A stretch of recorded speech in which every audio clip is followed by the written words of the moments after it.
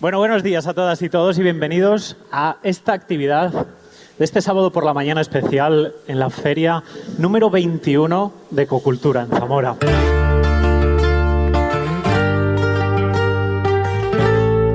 Ecocultura 2025. Hoy para mí es la verdad que muy especial. Gracias a todos ellos porque vamos a poner en valor un producto ligado a nuestro sector más agroalimentario, a nuestro sector primario, a nuestros campos, a esa harina tradicional zamorana. Pues vamos a intentar hoy hacer 4 elaboraciones, 2 saladas y 2 dulces que vamos a maridar con 4 panes. Y al primero que hay que presentar yo creo que es al jefe de todo esto y el que arrancó, me han dicho hace 30 años, todo este proyecto, ¿verdad? Él se llama Javier Carbajo y como creo que ya el apellido lo define, les pido un muy fuerte aplauso para él. También nos acompaña quien yo creo que es heredero de esta dinastía, Molinos del Duero, de la harina tradicional zamorana, que es Jorge Carbajo. Un fuerte aplauso para él. Florindo Fierro, maestro de maestros en el mundo del panadero. Claro, y hemos dicho que íbamos a hacer maridajes, panes con elaboraciones. Pero ¿quién va a hacer 2 elaboraciones dulces? Pues mirad, Sonia San Juan, de Panadería San Juan, de Casaseca de las Chanas. Y el que decía que nunca se pone nervioso y que no le gusta nada de estas cosas, que es Santi Vicente, de Sayago, jefe de cocina del Hotel Rey Don Sancho de Zamora.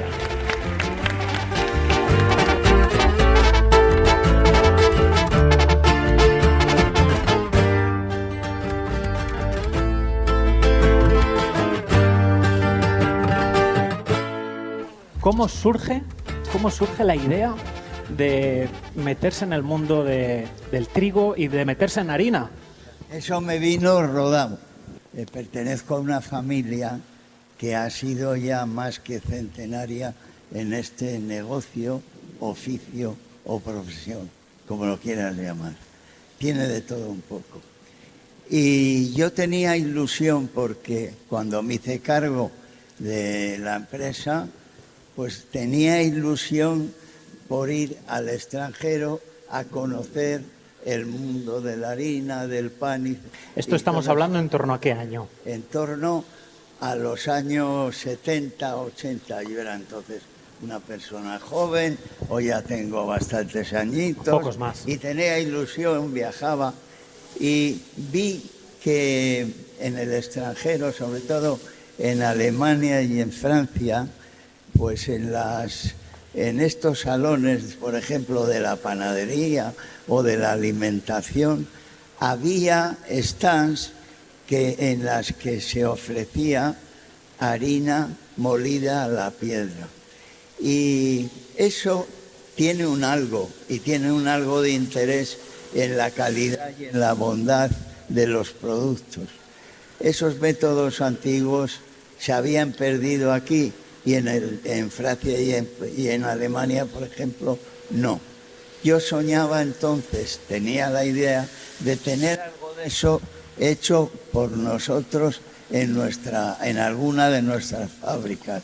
Y se lo había encomendado al molinero que llevaba la de Zamora, que era un profesional como la copa de un pino y lo sigue siendo. Pero el hombre estaba muy atareado y no me lo acababa de hacer.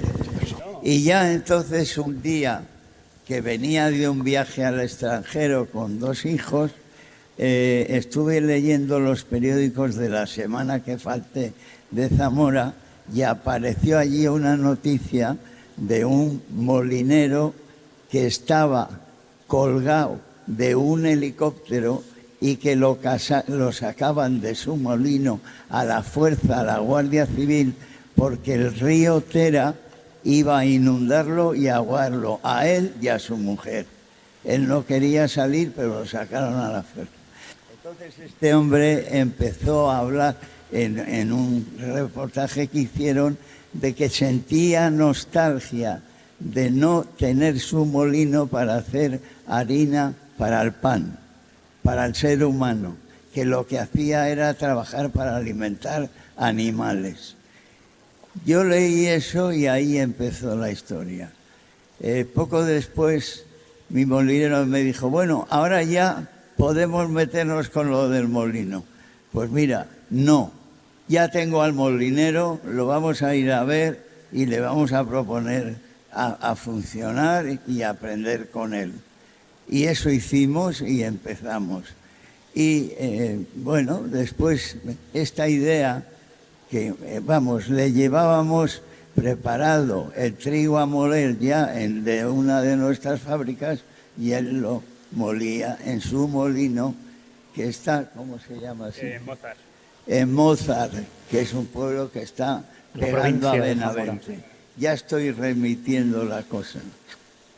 Entonces este hombre se ilusionó mucho, lo hacía muy bien y empezó a salir harina de molino de piedra, fundamentalmente a Madrid y a Barcelona, donde había gente que la estimaba, pero que no la tenía. Y bueno, ahí empezó la historia y acabó en que yo ofrecí a mis colegas de Zamora este producto del molino de piedra para hacer una harina especial que tuviera un carácter muy personalizado y que fuera una bandera para todos. Y parte de esos compañeros entraron en el asunto y ahí empezó. Pasado, esto fue en los años 90 y en el 96 me decías, ¿no?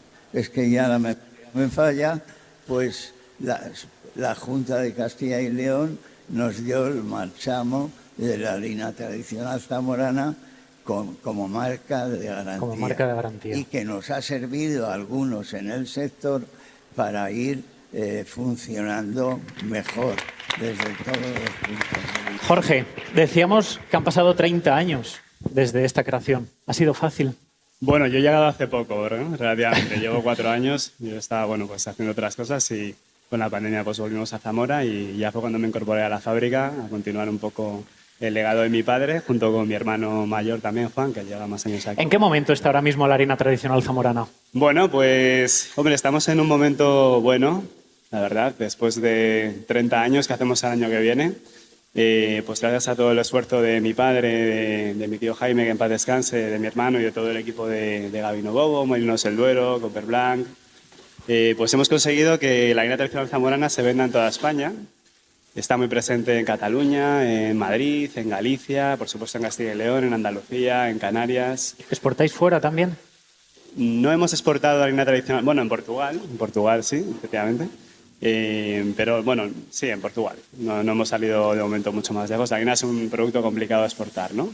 Oye, me gusta el tema este de que mantenéis sobre todo las visitas a los propios molinos que se pueden ver. Claro, no, es clave. Nosotros, además, desde el punto de vista comercial es muy interesante que nuestra red de distribuidores que contamos por España pues nos visiten, vean un poco cómo se hace todo y la verdad que alucinan, porque cuando lo ven en primera persona pues es algo que llama mucho la atención. No es lo mismo verlo en un vídeo, ver una foto, que verlo funcionando, cómo están esos molinos restaurados, que fue, por cierto, un proyecto bueno, pues dirigido por mi tío Jaime, como he dicho, en paz descanse, y presidido un poco también por mi padre, y en el que participaron muchas personas, entre ellas Félix, que está por ahí con nosotros también. Ahí está. Y que fue un reto brutal y que en 2005 se pudo poner en marcha. Después de empezar con Noé, la historia que ha contado mi padre, durante unos años estuvimos con él en su molino, pero luego cuando la cosa fue cogiendo más volumen, pues ya montamos los propios molinos de piedra con piedras restauradas, ¿vale? Restauradas de molinos antiguos, de la Ferté. Y... Eso luego hablaré con Florindo a ver qué le aporta este tipo de molienda a las harinas, pero de cara al público en general, ¿se valora este tipo de harina especial? Pues hombre, estoy convencido de que se valoramos. Prueba de ello es el éxito que ha tenido el producto, ¿no? El éxito que ha tenido en toda España, además.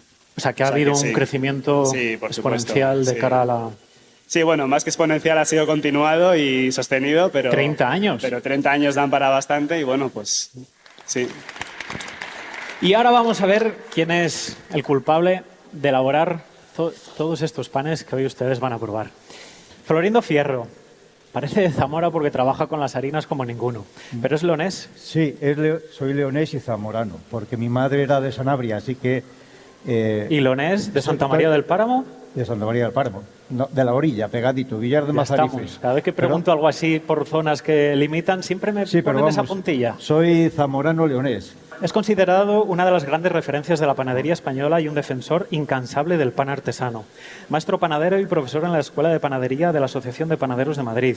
Combina su experiencia en obradores con la enseñanza y la asesoría de negocios especializados. Tras formarse en España, Suiza e Italia, ha sabido recuperar el valor de los cereales, las fermentaciones largas y las harinas de calidad, situando de nuevo al pan en el lugar que merece dentro de nuestra gastronomía. Reconocido por su respeto al oficio y su capacidad para transmitir conocimiento, Florindo Fierro es hoy un embajador del pan bien hecho, con sello propio y profundo arraigo a la tradición. Así que ahora sí, por favor, un fuerte aplauso para Florindo Fierro. ¿Quién es Florindo Fierro? Bueno, yo al final, pues a lo que realmente llegué a Madrid en los años 80, finales de los años 80, yo ya hacía pan con mi abuela en casa y me metí en el mundo de, más o menos como has contado, en el mundo de las boutiques del pan de finales de los años 80. Y en los años 90, pues me gustaba mucho esto. Realmente me ha pasado como a ti, Jonathan, que dices que yo te he metido la droga de la harina en vena. Y entonces me empezó a interesar mucho la formación, mucho cómo se hacía todo. Pues bueno, pues empecé a acudir a la Escuela de Madrid, a formarme. También estábamos un poco unidos con los laboratorios de la Universidad Complutense, de Agrónomos de Madrid. Sí, claro, pero que no olvidemos que al final el pan son bacterias. Buenas y malas, pero son bacterias y animales vivos que son los que tenemos que entender. Al final, todo lo que hay aquí, hacer pan es muy fácil, es harina, agua, sal, levadura, masa madre, pero dominarlo es muy difícil porque es química todo. Está hablando de que no solamente son bacterias, no solamente son hongos, sino que también son enzimas que son catalizadoras, que tal y como las tratamos, así se comportan. Y lo que hay que saber es tratarlas lo mejor posible para obtener de los panes, con las mejores harinas que tenemos aquí, también obtener panes pues, que sean para disfrutar, que sea como un buen vino o un buen queso, y al mismo tiempo con estas harinas y mucho oficio hacer panes, que es lo que nos reclama hoy la sociedad. Panes funcionales, panes sanos, panes que cuando estemos comiendo un pan también nos estamos cuidando.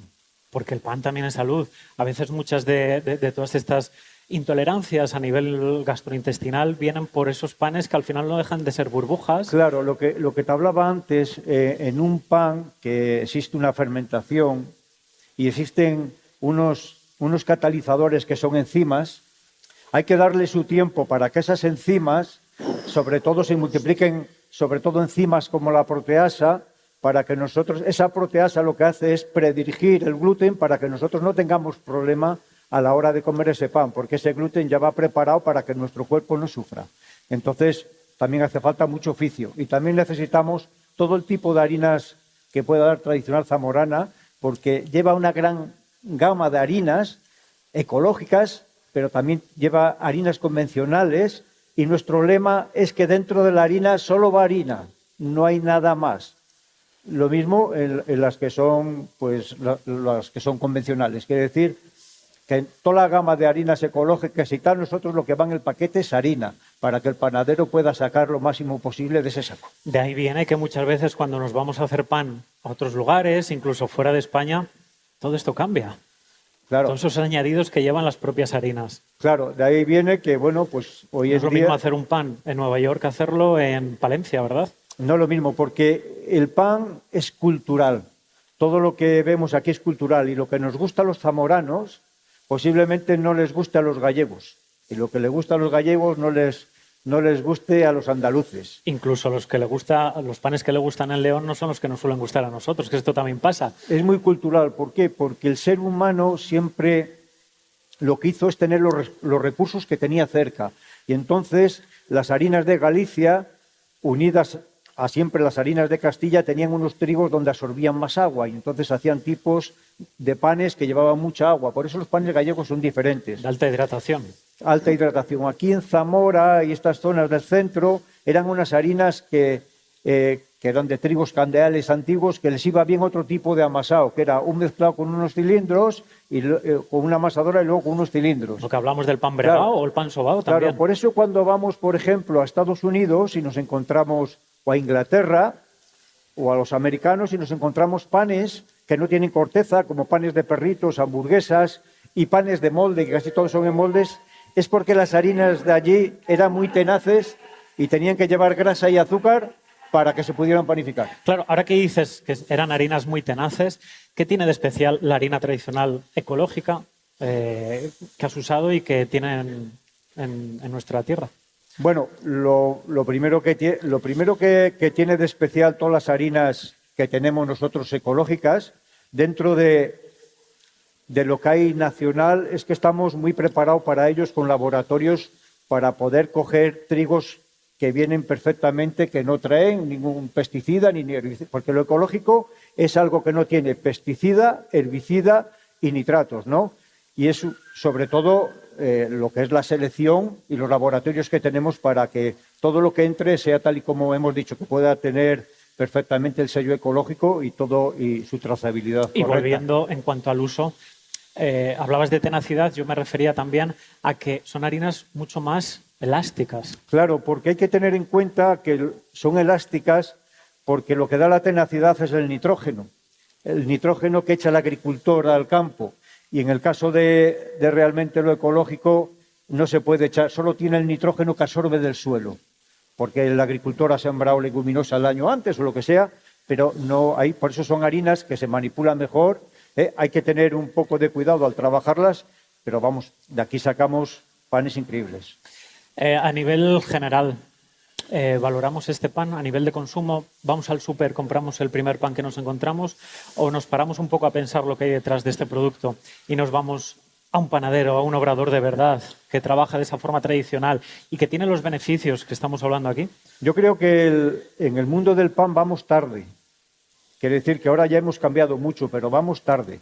Quiere decir que en el mundo del vino, en el mundo del aceite, incluso que estamos en una tierra de queso, van muy por delante de nosotros.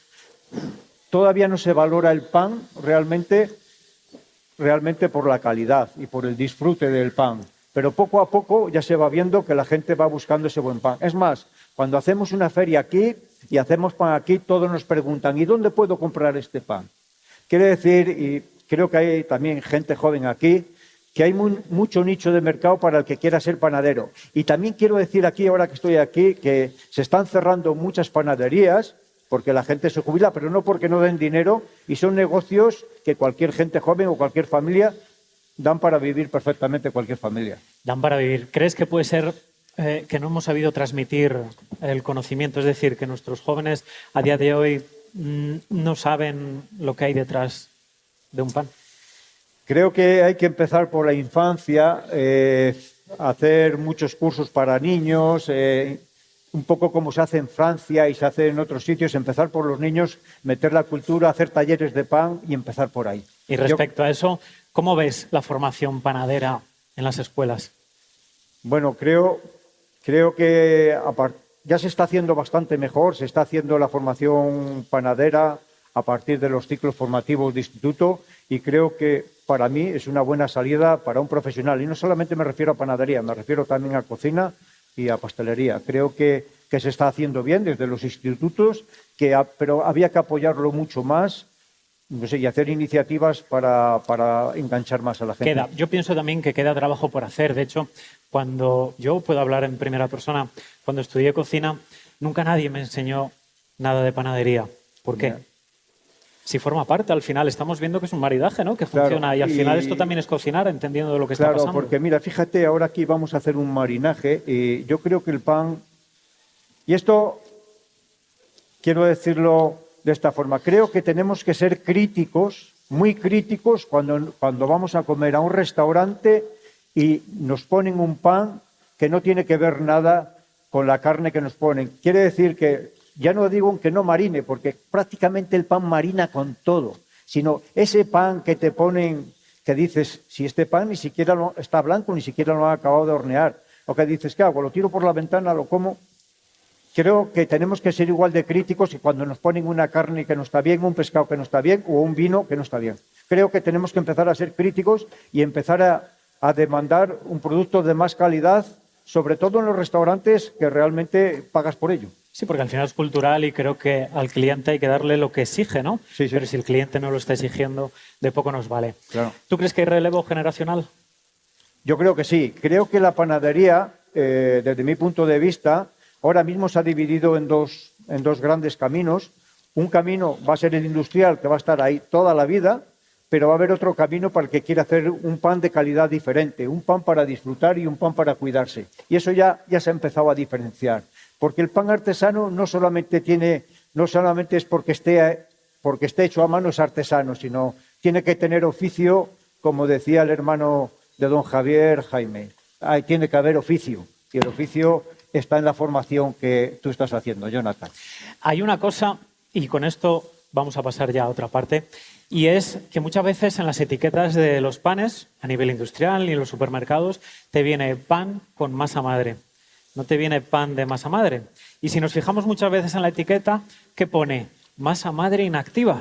Claro, y eso a nivel comercial, a nivel del público, que a lo mejor no está relacionado con ambientes panarras, digámoslo así, dice, pues yo estoy comprando un buen pan, porque fíjate, me pone la etiqueta pan con masa madre. Y además yo veo que en la esta pone masa madre inactiva.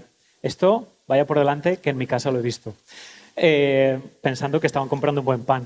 Explica eso, porque una masa madre inactiva es como nada. El que hizo la ley hizo la trampa. Todo donde hay una ley hecha está el atajo para pasársela lo mejor posible. Entonces, siempre hay que procurar ver que la masa madre, cuando ponga la etiqueta, sea activa, sea masa madre. Si es inactiva, no deja de ser un mejorante, no deja de ser un aditivo. Y el aditivo y el mejorante es lo que ningún buen panadero quiere ver, ¿no? Mira, todo lo que es el aditivo, lo que el peor daño que hace, que ya no es tanto para la salud, es que no te deja disfrutar del pan, porque te blanquea la harina. Y entonces, al blanquear la harina, no saca los sabores auténticos que vienen en esos granos. Qué bueno. Bueno, pues este es Florino Fierro. Y por aquí decíamos que las elaboraciones iban a correr a cargo de Santiago Vicente. Santi, no me eches la bronca por llamarte Santiago. Santi Vicente, jefe de cocina del Hotel Rey Don Sancho de Zamora. Y luego hablaremos también con Sonia. Santi, ¿qué es así, a grandes rasgos, qué es lo que nos vas a preparar? La primera elaboración que voy a hacer va a ser un tartar de cecina de osenduri, que en la base lleva un poquito de guacamole para dar un poquito de dulzor. Luego le vamos a poner un poquito de vinagreta para dar un poquito de frescura y de acidez. Y lo vamos a terminar luego con un crujiente de tinta calamar para dar un poquito unos tonos yodados. Porque, como bien sabéis, la cecina tiene toques ahumados, es muy intensa, entonces tenemos que jugar para que luego en boca sea agradable y sea todo una línea. Santi, ¿qué le estás poniendo? Veo que le has puesto guacamole, que le has puesto esta cecina con un chorrito de aceite. Es un aceite ¿De dónde? Que es de Fermoselle, ¿vale? Al lado de mi tía, bueno, casi de mi casa. ¿Y qué le estás poniendo ahora? Una vinagreta con pimiento rojo, pimiento verde, cebolla, que ya viene alineada para darle, como os dije antes, un poquito más de frescura. Son productos de Biopreza, que son una de las asociaciones que tenemos que defiende el artesanos, producto local ecológicos. Y ecológico Eso es. en nuestra provincia. Y que, como siempre, pues evidentemente, y estando en una feria en la que estamos, tienen gran importancia y gran relevancia. Mi abuelo también tenía un molino en Torrefrades. Tenía un molino, en el cual iba toda la gente de los pueblos de alrededor a que él le moliese los trigos, los centenos, porque sabéis que en Santiago también... En lo que él va terminando esto, y ya que ha sacado este tema, ¿qué le aporta un molino de piedra a la hora de molturar el grano? Bueno, sobre todo aporta sabor y aroma, porque hay que tener en cuenta que el molino de piedra es un molino donde entra el trigo y realmente se muele todo entre dos piedras, y ahí ya sale la harina. Entonces, ahí el germen siempre se queda, y el germen, además, ya no solamente que quede dentro, el germen es la grasa insaturada del trigo, que es donde está toda la vitamina E. Y entonces, ese germen ya aporta mucha cantidad de sabor y aroma. Pasa como en un jamón. En un jamón, si no tiene grasa, un jamón ibérico, un jamón bueno, no Parece saca que ese pierde la sabor. gracia, O un ¿no? cocido, ¿no? Volviendo a esto, de hecho, vosotros tenéis la harina, la T65, molino de piedra, que sobre todo nos va a aportar eso, el sabor y el aroma. Sí, Porque ahí, en cuanto a tema de gluten, hablamos que es un gluten débil para Sí. largas fermentaciones y largas...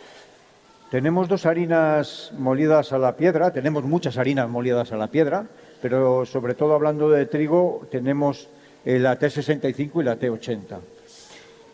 Y también, bueno, todas las harinas, prácticamente todas las harinas también que tenemos del grupo, la tradicional zamorana, la marca de garantía, también todas lleva un porcentaje de harina molida a la piedra, entre un 15 y un 20%. ¿Vale? Que también tenemos una harina que es tradicional zamorana ecológica, que aquí no tengo el saco, pero... ¿Es esta, no?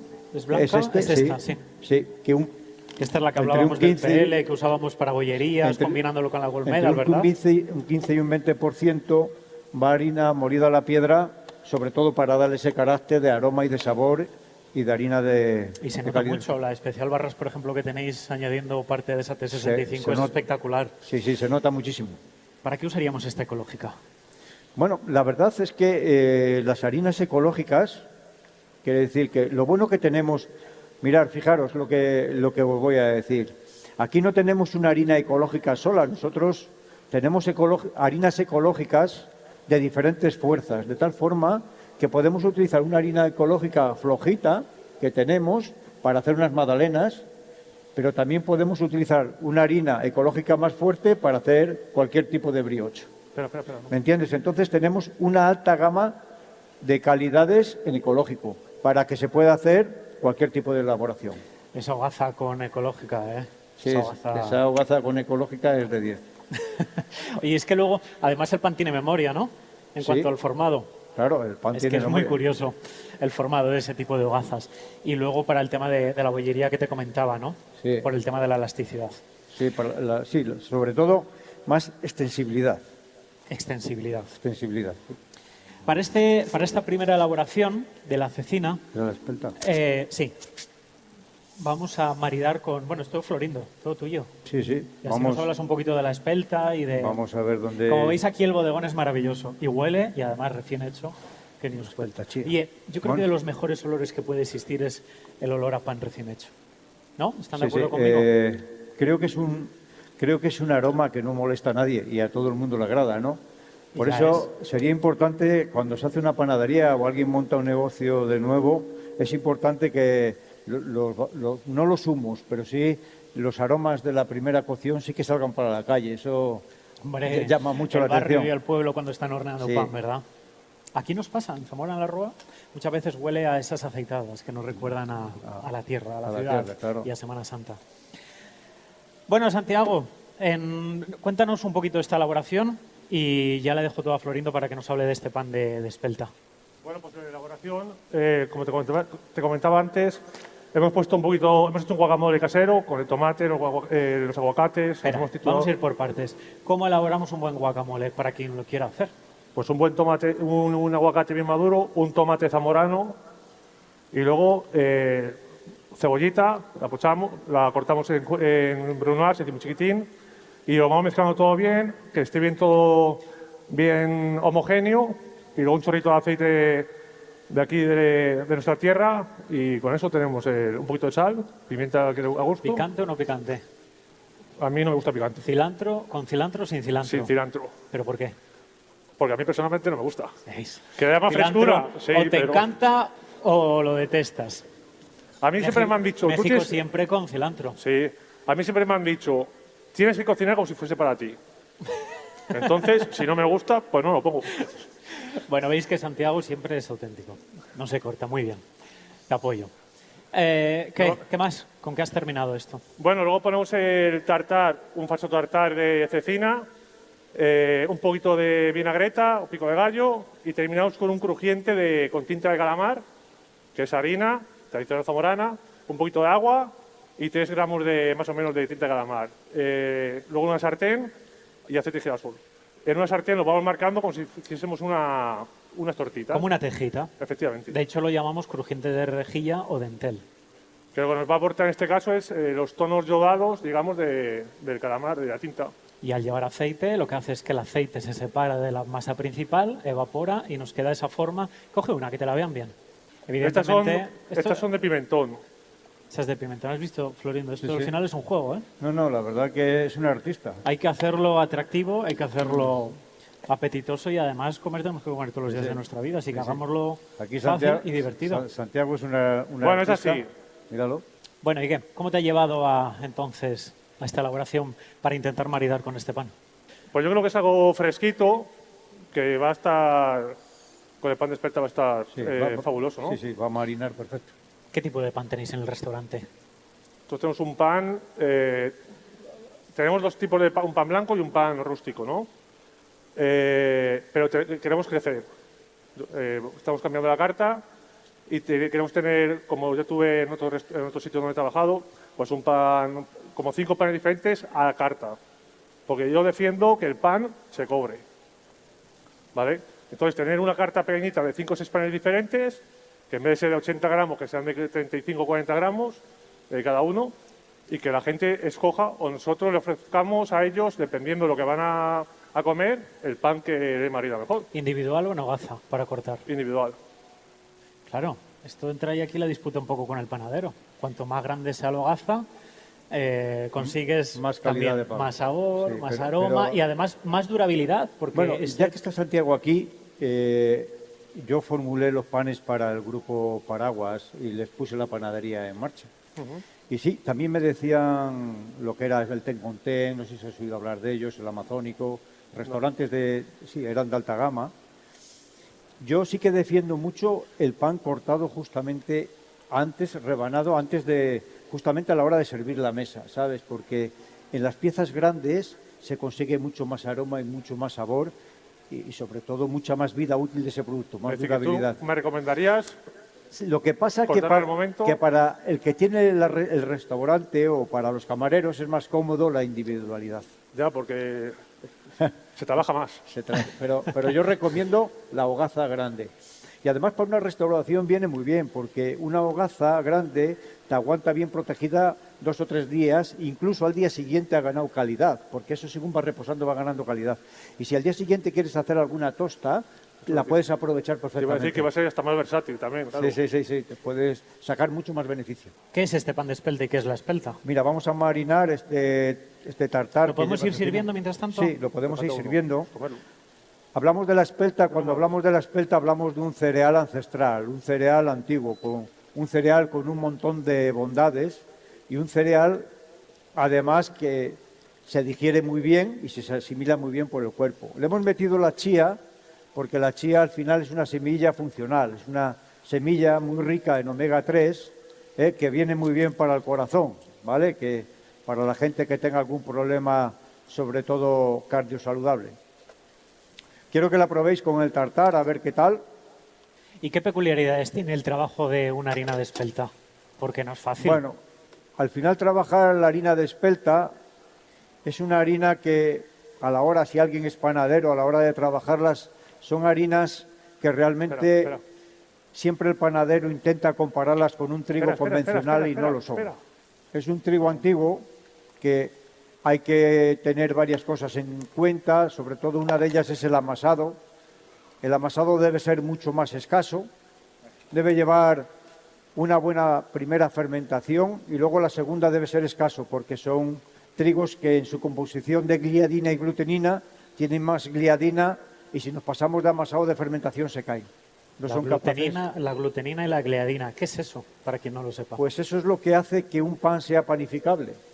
Quiere decir que nosotros, para el que no lo sepa, la proteína de cualquier cereal que no es panificable, por ejemplo la del arroz, la del maíz o cualquier gramínea o cereal que no es panificable, la proteína es soluble, se disuelve cuando amasas. Se disuelve y queda ahí y no junta nada. Pero la proteína del trigo, una parte de ella, la mayor parte de ellas, las que son insolubles, lo que hacen es formar gluten para retener el gas y para que el pan realmente crezca y lo veamos cómo crece y cómo se hincha en el horno y en la fermentación. Nuestros panes hemos dicho que nos gustan estos panes con corteza. pero ¿qué hay que tener en cuenta para obtener este tipo de cortezas? Bueno, la corteza al final también tiene que ver mucho con el tipo de horno que se cuece. Para mí los mejores hornos son de los que cada día hay menos, que son los hornos de leña y estos hornos de fuego directo, que cada día se encuentran menos y además te dan esa corteza. Para mí es bueno la corteza en un pan cuando se hacen panes grandes, porque cuando nosotros comemos una hogaza no metemos la corteza de cara, metemos la miga de cara en la boca. Entonces, para una hogaza, cuando cortas una rebanada, no te molesta tanto la corteza. Cuando más te molesta la corteza es cuando es una pieza pequeña y vas a comer un bocadillo. Pero esa corteza gorda que se cría en un horno de leña permite que ese pan aguante 2, 3 o 4 días o una semana como aguantaban antiguamente, porque lo protege al pan. Que duraban toda la semana, ¿verdad? Sí, sí. Hasta que le tocaba volver a amasar. ¿Cómo de importante es la sal en un pan? Porque claro, intentamos comprar a veces esos panes sin sal, pero un pan debe de llevar sal. ¿Qué nos hace la sal? Para hablar de la sal, lo primero que tenemos que hacer es que en España desde el 2019 y en el 2023 entró una norma, es una norma, no es una ley en sanidad y consumo, que debido a que el pan lo seguimos manteniendo en la cadena de alimentos en la más baja, quiere decir, todos los panes que había muy salados hicieron una recomendación a los panaderos para que tuvieran menos sal. Entonces recomendaron que no se pasara de la sal de 13,1 gramos de sal por kilo de pan cocido. Y esto lo hicieron porque el pan en la pirámide de alimentos lo tienen como un producto cardiosaludable, bueno para el corazón. Luego te contesto lo que me has preguntado. Quiere decir que si teníamos un pan muy salado, lo sacaban de la pirámide de alimentos que se recomienda comer 3 veces al día. Entonces, está regulada la sal para la gente que tiene algún problema del corazón o es hipertensa o tal. Ahora, la pregunta que tú me has hecho, ¿cómo es importante? Pues realmente sin la sal prácticamente es muy difícil hacer pan, porque la sal hace que esa unión de la gliadina y la glutenina nos aguante mejor el globo para que el pan pueda crecer en el horno. ¿Veis? Claro. Y ahora puede venir otra pregunta. Esa gliadina y glutenina en una harina de centeno, ¿cómo las unimos? Bueno, porque es un mundo aparte. En una harina de centeno, la verdad que cuando trabajamos panes de centeno, realmente el centeno prácticamente no lo pueden tomar los celíacos porque tiene gliadina y glutenina, pero no es capaz de retener el gas. El pan de centeno crece al final porque realmente es un gel. Es un gel, cualquiera que veamos un pan de centeno, yo luego lo voy a sacar allí, están rajados por arriba, quiere decir que se ha escapado el gas, pero es un gel que se hincha en el horno. No es algo que sujete realmente el gas. No lo sujeta, 100% no lo sujeta. Crece por hinchamiento de un gel propiamente dicho que es. Y ya por seguir con este tema, ¿y entonces un pan de trigo sarraceno? Cuando hablamos de trigo sarraceno, de trigo no tiene nada. Solo el nombre, nada más. Ni siquiera es una gramínea el sarraceno. Es una familia rara, de la familia de los ruibardos, muy rara, no es leguminosa tampoco, pero no tiene nada de trigo y no tiene nada realmente de gluten. Lo que pasa es que cuando se hace en un obrador puede haber contaminación cruzada. Pero sería propio para celíacos, siempre y cuando no se haya elaborado en un obrador donde ha entrado trigo. Que es complicado. Es como el que está en una bodega y elabora vino y le pides que te haga vinagre. Eso sí, claro. No te lo van a hacer. Bueno, Santiago, ¿qué estamos haciendo por aquí? A ver, esta es la segunda elaboración. Huele bien y más a estas horas ya, ¿eh? Sí. ¿Qué has hecho? Pues un guiso tradicional. Unos garbanzos con setas, en este caso son unos setas pirulos. encima de aquí, de nuestra tierra, que se están cultivando, que aunque tenga algunas certificadas, también yo creo que esta es la idea y creo que también es lo que vamos a defender esta tarde. ¿Nosotros en casa debemos de cocinar 100% con productos ecológicos? Hombre, evidentemente yo creo que es prácticamente imposible. Pero si nosotros damos ese aporte de producción ecológica, producción, podemos decirlo convencional, pero de forma extensiva, con ese cuidado que requiere, creo que eso también es alimentarse bien. Y tú has hecho este ensamblaje, ¿no? Sí, sí. Bueno, os voy a explicar cómo lo hemos hecho, ¿vale? Venga. Primero hemos cocido los garbanzos aparte y luego estas setas que son una maravilla. ¿Qué tipo de seta le has puesto? Es una Pleurotus australis. La seta quizás malamente llamada a nivel comercial de cardo, porque Sí. la de cardo es la Pleurotus eringui.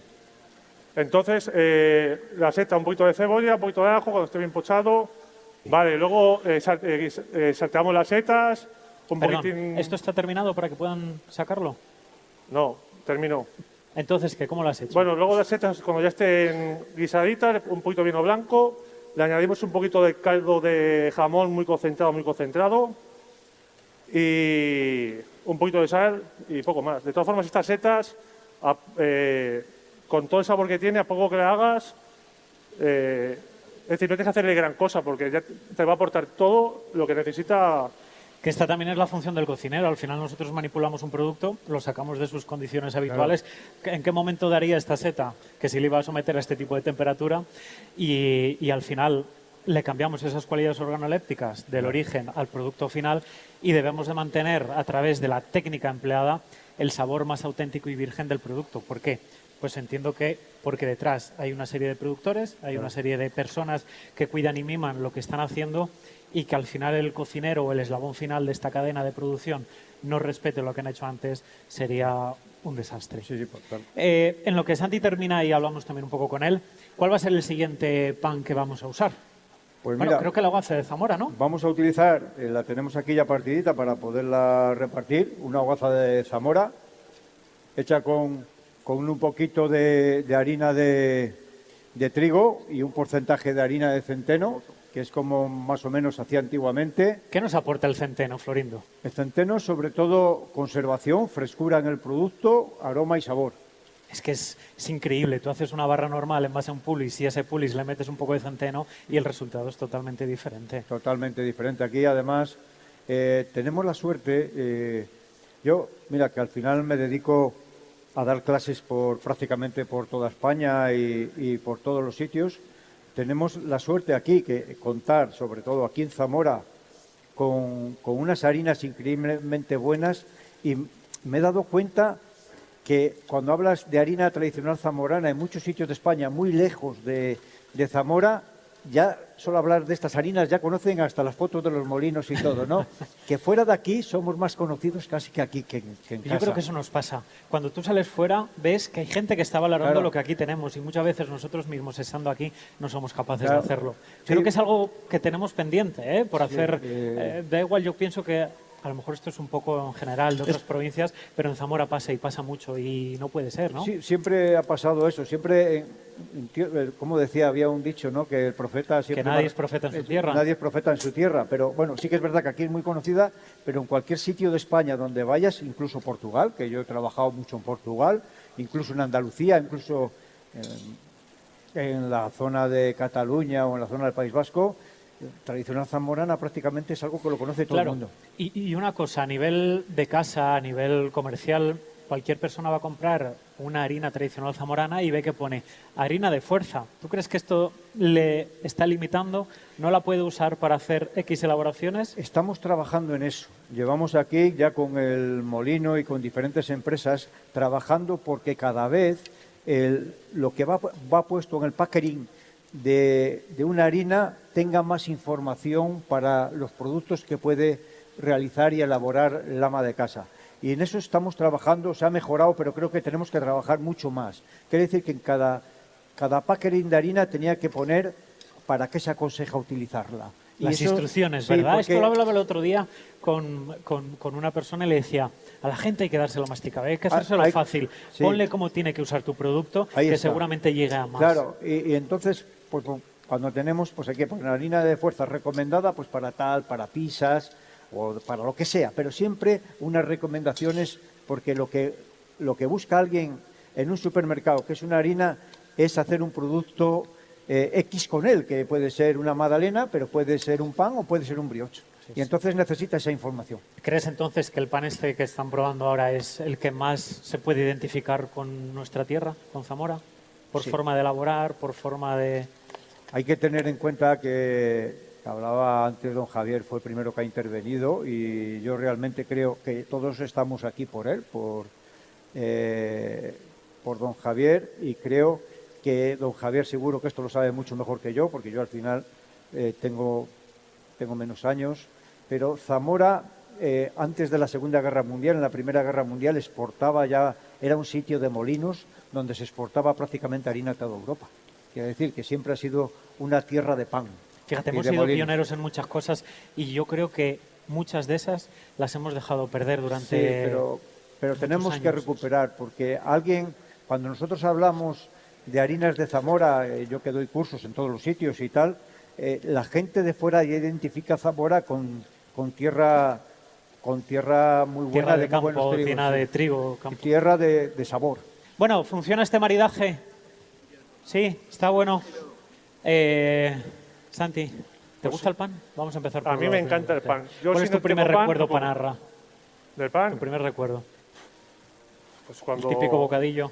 El típico bocadillo de chorizo, de la matanza de mi abuelo, con chocolate, como decías tú, aunque yo era menos yo soy menos de dulce y siempre, de hecho, mi hija cuando termina de comer, come luego el culo del pan. Siempre. ¿Le gusta? Me encanta. Sí, sí, muy bien. Entonces, tiene esa manía. ¿le gustará un pan de picos? No, un pan Cualquier de pan. barra. Pero digo, si le gusta el currusco que decimos el currusco, aquí, eso es. Sí, sí, sí. le gustará el pan de picos porque al final es muchos curruscos. Y luego es muy importante con un todo el buen pan que tenga una buena amiga. Claro. Porque vas a tomarte una tapa buena. Pero, hay que Florindo, mojar. ¿la amiga no es que engorda? Mirar, voy a decir una Luego cosa yo. para que todo el mundo lo sepa para siempre. La corteza y la miga es la misma masa. El panadero no hace nada para que es el horno el que la parte de fuera la seca menos, la seca más, la dora, y entonces hace una parte que está más seca y la miga está protegida por esa corteza, pero es la misma masa. En cantidades iguales de peso engorda mucho más la corteza que la miga, porque la corteza comes algo que no tiene agua y la miga cuando comes es la misma masa, digo en cantidades iguales de peso, ¿eh? La miga tiene agua y el agua no engorda. Entonces, en la misma proporción de peso, si algo que Engorda más engorda la es la corteza que la miga. La corteza que Bueno, la miga. otro mito que lo hemos destruido. Sí. Bueno, otro, ya que estamos hablando de mitos, ¿qué pasa si nosotros mezclamos la sal con la levadura? Que dicen que no se puede porque entonces la levadura no Bueno, es un funciona. mito. Si al final cuando tenemos la sal es un conservante en potencia, es sodio y al final ya sabes que todo lo que se mete en sal no hay nada vivo ahí, ni crece una bacteria, ni crecen los hongos, ni nada. ¿Por qué? Porque es algo que realmente lo aletarga totalmente. Por eso se conserva, por eso un conservante del bacalao es la sal, del jamón es la sal y tal. Pero si mezclamos la sal y la levadura y está mezclada unos minutos no ocurre absolutamente nada. Otra cosa es que la dejemos mezclada, Deshidrata. la deshidrata. Y la levadura prensada tiene humedad, con Sí. lo cual pierde esa humedad. Pierde esa humedad y, sí, Y puede perder pero ahí, sí, la en 5, 10, 15 minutos no pasa nada. Santi, gracias siempre. Gracias a ustedes. Un fuerte aplauso para Santi. Voy a pedir que suba Jaime, que lleva un ratillo por aquí esperando. Y va a ser ese maridaje del que antes hablábamos en base a un vino de fruta que yo creo que es este. Bueno, un fuerte aplauso para Jaime, que viene desde Valencia. Muchas gracias. ¿Qué es esto? ¿Qué proyecto hay detrás de Tarongino? El Tarongino.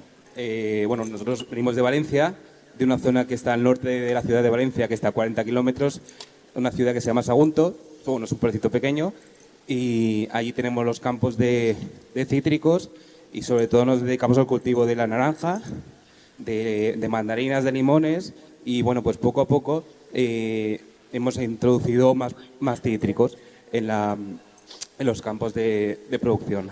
Claro, pero ¿cómo surge la idea de hacer un vino de fruta? Exacto. Bueno, pues como te comentaba, como nos dedicamos a los cítricos es cítricos de temporada, o sea, producto de temporada que empieza ahora en septiembre, octubre y acaba en mayo. Entonces, en verano no teníamos nada que ofrecer y queríamos sacar un producto nuevo.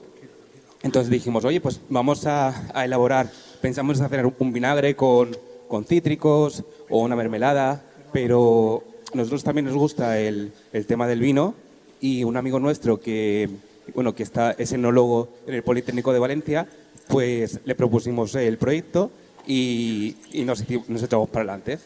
Pero si es vino, ¿tiene alcohol o no tiene alcohol? Pues en este caso tiene baja graduación. ¿Por qué? Porque un vino tradicional que es de uva, ¿vale? Cuando se fermenta, la uva tiene más azúcar. Entonces, más o menos, pues a lo mejor un vino de uva puede tener entre 8, 10, 12, 14 grados. ¿Qué pasa con los cítricos? Los cítricos tienen menos azúcar y a la hora de la fermentación baja la graduación. Entonces, nosotros en el proceso de elaboración no añadimos ni azúcar ni alcohol. Entonces se queda en 7 grados. Al final es como una cerveza artesanal de baja graduación. ¿Qué nos vamos a encontrar cuando bebamos este vino de pomelo? Bueno, pues es curioso porque mucha gente cuando le decimos que va a probar un vino de pomelo, al principio se echa para atrás porque dice, ostras, un pomelo, pues a lo mejor tú lo piensas y dices, va a ser amargo, va a ser ácido. Nosotros en este caso elaboramos, es que no hemos podido traer pomelo en este caso porque todavía no está listo para recoger, pero es un pomelo rosado.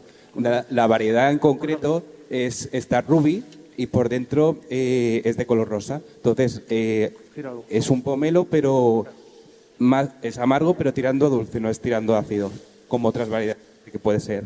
Entonces, en este caso, es un vino muy fino, de color muy pálido, rosa pálido. Y bueno, pues te deja un sabor amargo en el paladar, pero el recuerdo que deja en la boca es entonces siempre lo recomendamos para aperitivos o en este caso para postres. ¿No habéis pensado ponerle barrica para terminar este ensamble que se llama vino? Sí, bueno, de hecho lo ideamos así al principio con barrica, pero es verdad que la barrica lo que hace es potenciar el sabor. Entonces queríamos un sabor más suave. Entiendo que potencie el sabor propio de la madera, pero enmascare el sabor propio de la fruta, en este caso del pomelo. Correcto. Entonces, pues perdía un poco la gracia del pomelo. Entonces, bueno, pues al final, pues eso, es un vino muy suave y se asemeja a un vino blanco. ¿Y hacéis pomelo? Hacemos 3 variedades, de hecho. El primero que hicimos, de hecho, fue el de naranja y luego también hicimos una variedad de naranja sanguina que no sé si la conocéis, se conoce en muchos sitios como naranja de sangre o sanguinelli, ahí en Valencia. Y la sanguinelli es una variedad muy concreta, pero está, digamos que ya no se produce tanto, no se cultiva tanto en el campo, porque enseguida es muy delicada, una variedad muy delicada y enseguida que hace un poquito de aire se cae. Entonces, y dura un mes al año la temporada. Entonces, de momento solamente estamos elaborando pero tenemos 3, correcto. ¿Qué te parece aquí la propuesta que nos va a hacer Sonia, tanto con queso como con chocolate? ¿Crees que funciona bien este maridaje? Pues nosotros, como te comentaba, recomendamos eso como aperitivo, como postre y, bueno, al final un cítrico con un chocolate, pues el sabor que deja en el paladar es mágico, o sea que yo creo que va a ser genial. Bueno, Jaime, pues mil gracias por presentarnos este vino. ¿Les gusta este vino de pomelo? ¿Lo han probado ya? ¿No? Bueno, está en proceso. ¿Los que lo han probado les gusta? Bueno, pues dentro os están esperando. Yo creo que también podréis probar el resto de variedades que tiene y llevaros para casa porque es algo diferente. Muchas gracias. Muchas gracias a ti. Gracias. Un fuerte aplauso para Jaime. Florindo, ¿con qué pan vamos a ir ahora? Porque empezamos la parte dulce. Sí, vamos con un pan que lleva, con el de semillas mismo. Sí. Vale. Este de semillas, al final tienes aquí los aromas y los sabores de las semillas, ¿no? Que yo creo que nos puede combinar bien con esto que nos está preparando aquí nuestros compañeros. Ahora Sonia, ahora es el momento de Este Sonia, es el que ahora compañero hablaremos con Sonia, ella.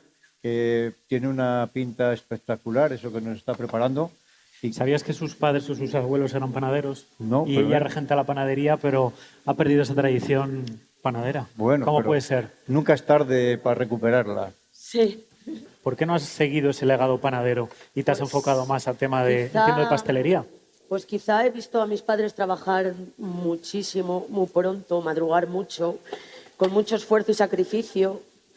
Entonces, a lo mejor por eso no me he decantado yo por la panadería y me ha gustado más este mundo. Esto, Florindo, yo creo que también está cambiando. Toda esa serie de fermentaciones Sí. de frío, fermentaciones en cámaras de tiempo y temperatura controlada. Sí. La panadería del futuro es una panadería indiferido. Quiere decir que no hay que trabajar de noche, sino que puedes trabajar de día para elaborar el pan de día. Hay muchas técnicas de frío que te permiten tener el pan terminado, hecho el día antes, al día siguiente, sin tener que estar toda la noche haciendo el pan. Claro, Oye, mis padres hacían eso toda la noche encima del horno de leña, tradicional. Claro. todos ¿Cómo- los días. ¿Y cómo elaboraban ese pan? Quiero decir, y ahora hablamos de esto si quieres. ¿Usaban algún tipo de prefermento, masa madre? Sí, mi padre usaba masa madre, la tenía, es que yo como ¿A qué no- llamaba masa madre?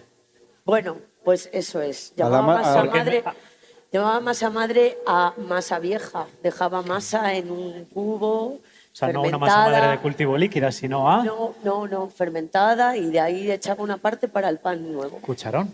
Eso es prefermento, es un cucharón. Sí, Vale. sí. Pero bueno, es un cucharón, pero que también es muy bueno Se para sigue el pan. haciendo, ¿eh? Se Es sigue muy haciendo. bueno ¿Qué nos para el pan. aporta? Sí, sí, no es masa madre, porque la masa madre es una levadura de cultivo natural. Quiere decir que es Harina y agua. Lo que inventaron los egipcios. Sí, sí, mira, eso que me has dicho, Jonathan, está muy bien. Harina y agua no. Y esto lo voy a decir aquí. Es harina y agua con hongos de levadura activados y bacterias. Harina y ¿por qué? agua no es masa madre. Masa madre de cultivo líquida. Sí. Es decir, bueno, vale, Esto claro, hay una que cosa es la votarlo. mezcla y otra cosa es lo que se está Sí. produciendo Es dentro. igual que un yogur. Un yogur no es leche. Un yogur es un yogur, pero tiene que haber No, ya unos está. agentes que Esto es transformen la leche en directamente- yogur. Claro, pero porque dentro de la harina ya hay bacterias, hay enzimas, hay azúcares. Por eso cuando se hace masa madre, lleva unas elaboraciones previas. Una vez que tienes la cepa ya es harina y agua, pero necesitas tener esa cepa. Activarla. Activarla, eso es. Hemos dicho, ¿cómo has elaborado este pan de...? Hemos dicho que habíamos puesto el de semillas. Sí, ¿Qué tipo de elaboración lleva? ¿O qué tipo Pues, de prefermento? o Mira, masa madre? lleva en harinas, lleva harina de grano completo, integral, lleva Que una... eso nos aporta ciertos Sí. aromas, sabores. La harina de grano completo, hay que tener en cuenta que cuando hablamos de harina de grano completo, hablamos de todas las partes del grano. Hablamos del endospermo, la parte blanca, la parte de fuera, que es la cáscara, y la parte del germen. La parte de dentro nos aporta lo que es la proteína y el almidón, que es el hidrato de carbono.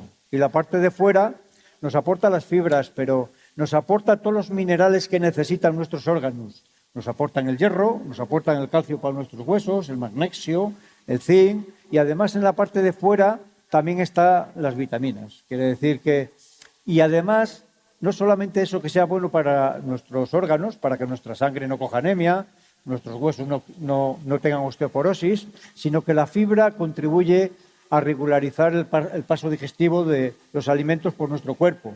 Quiere decir, y además nos aporta otra cosa. Dicen que la harina integral, realmente, con ella engordamos menos, pero no es porque tenga menos calorías, sino que cuando comemos panes con harina integral, todo lo que comemos con esa harina integral, grasas, azúcares y tal, está menos tiempo en nuestro cuerpo y por lo tanto engordan menos. Sonia, ¿qué es lo que nos has preparado aquí? Veo que estás montando, ¿qué nata? Esto ¿Qué es para la siguiente elaboración, Vale. ¿vale? ¿Qué hemos hecho aquí? Pues mira, hemos hecho un crujiente de aceitada, que también hemos usado... Podemos irlo llevando, ¿verdad? Hemos usado también harina tradicional zamorana, que mi padre ha trabajado toda la vida con ella. Luego he hecho una mousse de queso con queso La Falla, que es de... Queso ecológico de los Arribes, de Fariza de Sayago. De Fariza de Sayago. Dentro del entorno natural del parque. Y le he puesto también un corazón de mermelada de fruto del huerto, que también es de Fariza de de la Sayago. zona. Y bueno, ¿Cómo elaboras estas aceitadas? A ver, porque esto es muy panadero, ¿no? La aceitada en Zamora, en Semana Santa. ¿Cómo la elaboras? las elaboramos con aceite, huevo, azúcar, un poquito de anís, se bate todo, luego se le añade la harina, se hacen bolas. Vale, y dos preguntas. sí. ¿El aceite frito o solamente infusionado con naranja y limón o canela? O sin nada. ¿El aceite lo usas en crudo o lo infusionas? Lo infusiono ¿Con? con naranja. Pero es que hay gente... Esta es ya la parte un poco más fina, pero hay gente que esas aceitadas lo que hace es freír el aceite con la naranja, el limón y la canela. Freír de unos 180, 160, 180. Y otra gente que infusiona a Ya, 80, claro. 100. ¿Cómo va cambiando? Dependiendo del autor. claro. Y luego hay, Ponemos para que luego se hay una deshaga un segunda poco, pregunta, echar el manga y abajo. Sonia. Perdón. Hay una segunda pregunta que es, rajas, quiebras, No. lo que diríamos, ahora hablamos del greñado. ¿Le haces la forma de cruz Tengo- o ya ellas solas, echa por aquí, cuidadín. Perdón. O ellas solas quiebran en el horno? Ellas son las quiebran en el horno, pero con un truquito que tengo. ¿Cuál es ese truco? Lo tengo que contar. Hombre, claro. Pues Sí. se le echan un par de cucharadas de manteca a la masa. Me lo enseñó una clienta. Y eso hace que abra la masa. ¿Ah, sí? De verdad. de manteca de cerdo. Me parece. Se le echan un par de cucharadas, si no, no te abre tanto. Ya. Y con eso abre. No sé por qué Fíjate. será o no, pero a mí antes no me abrían y desde En ese teoría la tiempo- manteca nos aporta esponjosidad, mientras que la mantequilla nos Ahí aporta está. finura. Y yo creo que es la fusión entre el aceite y la grasa. la manteca, seguramente que no fusiona tan bien, que es la que produce luego que en el horno Fíjate. agriete. Puede ser. Mira, mis aceitadas no quedan tan duras como estas tradicionales, quedan como más crujientitas. ¿Qué te ha parecido esta mermelada que has usado? Buenísima. Y el queso, o sea, me ha encantado. ¿De oveja churra únicamente? De oveja churra. Sí. Eso sí, eso es Ha sido importante. un descubrimiento, el queso, la mermelada. Descubrimiento es también. descubrir a la familia Santos allí en Fariza, cómo viven este oficio, cómo cuidan de su ganado, además en Ya. producción ecológica, Ponemos aquí. y cómo llevan por bandera el queso zamorano fuera de nuestra tierra. Hemos dicho entonces que ese queso va, o sea, que esta elaboración que llevaba Sí. queso, He hecho primero una crema de queso, la he dejado enfriar de un día para otro. nata y queso. Nata y queso, nata cocida con queso rallado, que infusión, infusión. eso es. Y luego he hecho la mousse. He cogido una parte de esa crema de queso con la nata, con unas hojas de gelatina, azúcar y he hecho la mousse. ¿Qué más llevaba? Hemos dicho la La aceitada. aceitada. La mermelada. La mermelada. ¿De qué era la mermelada? De frambuesa. Por La- punto ácido, entiendo, ¿no?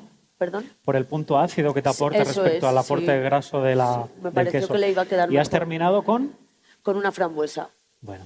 ¿Y qué es lo que estabas haciendo aquí, que entiendo que es de esta segunda elaboración? Cuéntanos Vale, un esto es poco. una trufa, pero una trufa blanca montada, ¿vale? ¿Qué es una trufa blanca, para quien no lo sabe? Vale, pues una trufa blanca es que pones a cocer nata con chocolate blanco, una vez que cuece le echas el chocolate, lo disuelves y lo dejas en nevera de un día para otro para Lo poder que llamamos montar. madurar. Eso es, El día siguiente las montas lo montas porque lleva grasa y proteína de la Eso. nata.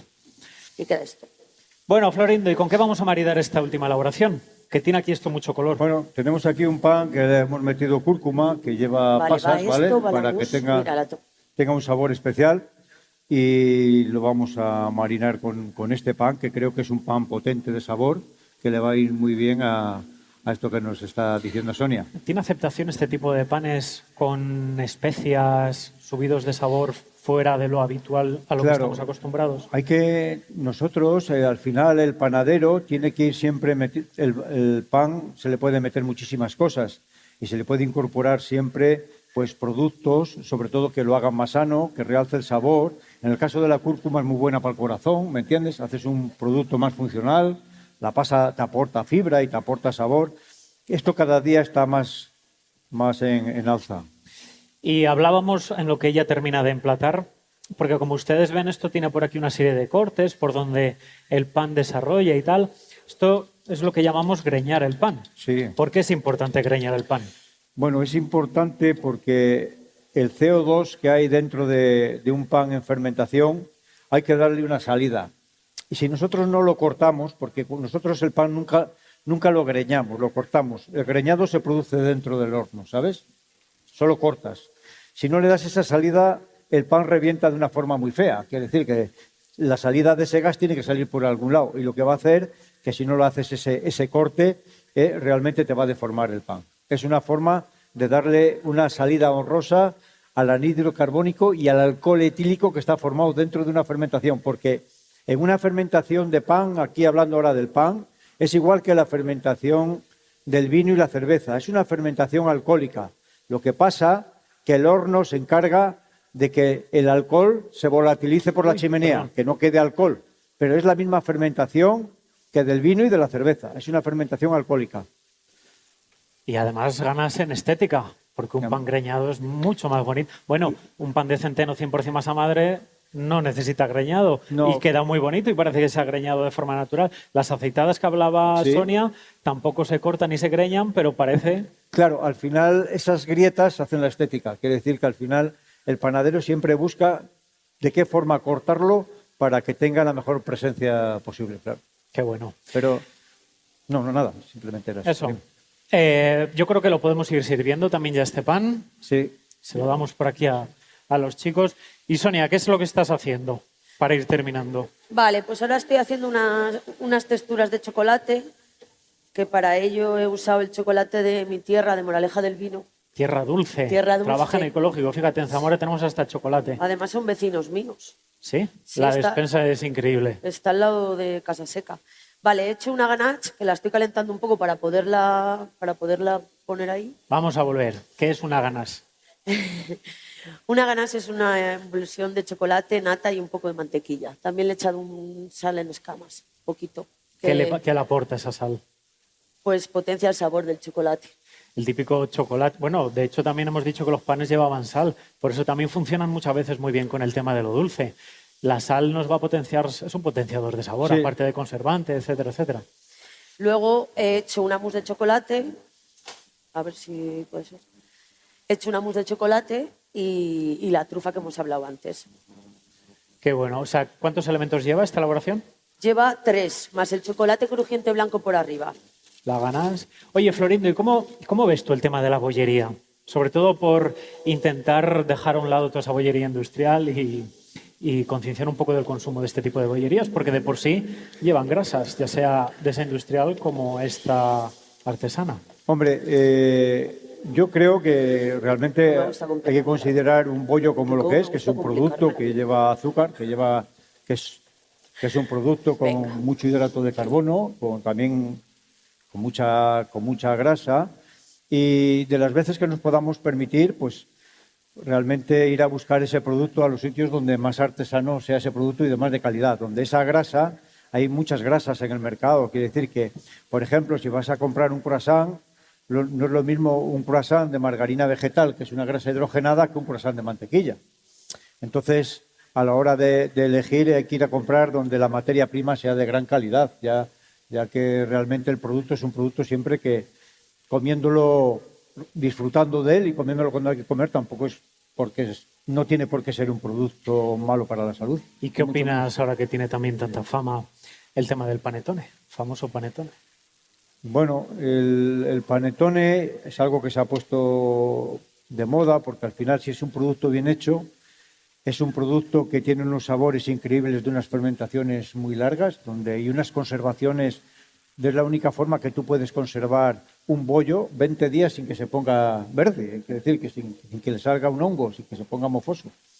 Y entonces ahí puedes descubrir en esas fermentaciones largas, y hoy en día que hay tantos tipos de chocolate, tantos tipos de naranjas y tal, realmente el panetone, cualquier brioche bien hecho, está hecho para comerlo muy lentamente y disfrutar de algo que no lo encuentras. Claro, muchas veces cuando dice, oye, me compro un panetone que vale 5 euros, pero bueno. Bueno, una magdalena grande, digamos. Una ¿no? magdalena grande. Pero un panetone, para que sea bueno... ¿Cuántos tardamos en preparar un panetone? Es que un panetone se dura en elaborar 72 horas. 72 horas en las cuales el panadero prácticamente no duerme, porque tiene que estar pensando en todos esos procesos. Entonces, un panetone artesano que te valga 20 o 25 euros, realmente no es caro para el producto que tú estás degustando. De hecho, ese tipo de panetones te requiere de una materia prima de calidad. Claro, ahí lo que comes es salud prácticamente. Mira, fijaros lo que voy a decir ahora. Hoy en día que los diabéticos, todos sabemos que los diabéticos puros, que hay máquinas, y esto también ocurre con el pan, hay máquinas los diabéticos puros que tienen para medir el índice de subida de glucosa en vena, quiere decir la subida de azúcar, que es el índice glucémico.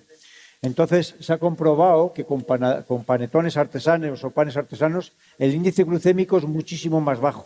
Le permite comer mucho más pan o mucho más bollo sin tener picos de azúcar. Y esto es muy importante y esto ya está más que demostrado en gente que tiene puesta la máquina y para controlar esos picos de azúcar. Quiere decir que al final cuando comes algo artesano, algo bien hecho y bien elaborado, estás comiendo salud. Tu cuerpo lo nota. Tu cuerpo lo nota, sí, sí. Cuidamos los coches, cuidamos la maquinaria, pero muchas veces no nos cuidamos a nosotros. Claro. Y es la maquinaria más valiosa. Sí, claro. Bueno, una pregunta Ahora sí, para ahora sí. Florindo sobre el panetone. Dices que puede tardar 72 horas en hacerse, ¿no? Pero ¿cuánto tiempo tiene cuánto tiempo necesita ese prefermento para estar activo? Es que has dicho algo muy clave, porque ese prefermento tiene que ser algo muy cuidado. Al final, cuando tienes una masa madre para hacer un panetone, es como un hijo o un tamagotchi. Tienes que tratarlo y mimarlo muy bien, de tal forma que lo tienes que tener bien cuidado, bien refrescado, respetando los ciclos de calor y de frío, incluso manteniendo... Y de pH. Y de pH. Y para el pH incluso hay que mantener unas neveras a 16-17 grados para que no se desbalancee ese pH. Es algo complicado, pero realmente es lo que diferencia un panettone de estos que se puede ver por ahí, que es una magdalena gigante, como dice Jonathan, a un panettone de verdad. Para mí, la magdalena gigante es muy cara y el panettone, siendo mucho más caro, es barato. Es que es verdad. Pero oye, ¿y el placer que da ver salir los panetones Claro, después por eso, de 3 días? un panettone que pagues X más que una magdalena de esas grandes, el disfrutar de esos sabores, eso es igual que cuando disfrutas de un vino que te produce unos aromas y unas cosas... Y el comerlo despacio, hablando. Claro. Y sobre todo con gente que lo aprecia. ¿Y cómo te sienta, no? Porque lo que hablábamos ahora, que habláis del índice glucémico, del azúcar, que es lo de menos. ¿Cómo te sienta? Un panettone artesano, te puedes comer un panettone de kilo y no se te hincha la barriga. Y te comes un industrial de kilo y vamos, te quedas con la barriga así y no se te deshincha en 3 días. Y es así. Que te inflama totalmente y el artesano no, de ninguna manera. Salud y pan. Salud en el pan, eso es. A ver, Sonia, cuéntanos todo. Pues nada, he elaborado lo que te he dicho, una ganache abajo con el chocolate de Moraleja, mi tierra dulce. Luego la mousse de chocolate y una trufa montada blanca. Y he terminado con un crujiente de chocolate blanco. Bueno, entonces te pregunto por ti.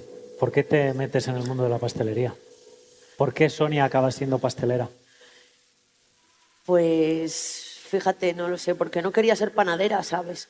Pero me hice mi primer curso en el Sancho y me chifló. Cuando el Sancho tenía obrador, Cuando entiendo. el Sancho tenía, estaba Pati que se iba a jubilar y hice ahí mi primer curso de pastelería y ahí dije, esto es lo mío. O sea, ¿nunca estudiaste cocina o pastelería como tal? Luego ya fui a Valladolid a la escuela de cocina a estudiar, pero no, estudiar así como tal, no. Me he ido poco a poco haciéndome cursos en Palencia, en Valladolid, En el CTC. en el CTC y pues eso, cada día me gusta más. ¿A dónde quieres llegar? ¿O cómo estás, ya estás bien? ¿Cómo estoy? Estoy bien. ¿No Me quieres gusta innovar, no quieres arriesgar? No, me gusta hacer artesano, sobre todo, no usar cosas artificiales, no mucha cantidad, que me conozca la gente, que vengan a por mis tartas desde Zamora, para mí es muy importante. ¿Qué productos elaboras? Elaboro tartas, brazos de gitano, pastelería los fines de semana, canapés, empanadas. ¿Salado también? Sí, salado también, cada día más además. ¿Es lo que más te demandan? No, me demandan más dulce. Oye, ¿y cómo se lleva eso del tema de los asados en el horno del panadero de leña? Pues muy bien, los fines de semana tenemos muchos asados. O sea, ¿sigue funcionando? Sí, el horno de leña sigue funcionando. Sí, sí. ¿Es de los antiguos? Es de los antiguos. A ver, la leña va por debajo, no sé lo que llamáis, si es de los antiguos.